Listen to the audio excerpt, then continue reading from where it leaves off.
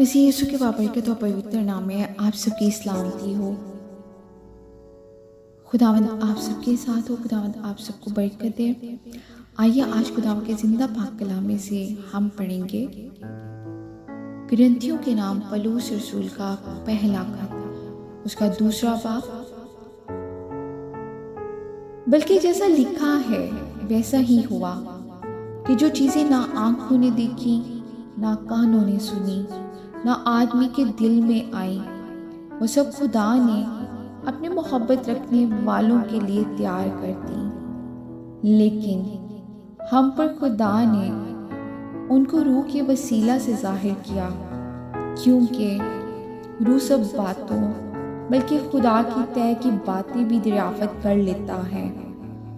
क्योंकि इंसानों में से कौन किसी इंसान की बातें जानता है सिवा इंसान की अपनी रूह के जो उसमें है।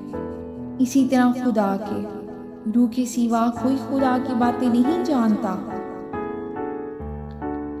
मगर हमने ना दुनिया की रूह बल्कि वो रूह पाया जो खुदा की तरफ से है, ताकि उन बातों को जाने जो खुदा ने हमें अनायत की हैं, और हम उन बातों को उन अल्फाज में नहीं बयान करते जो इंसानी हिकमत ने हमको सिखाए हों, बल्कि उन अल्फाज में जो रूह ने सिखाए हैं, और रूहानी बातों से मुकाबला करते हैं।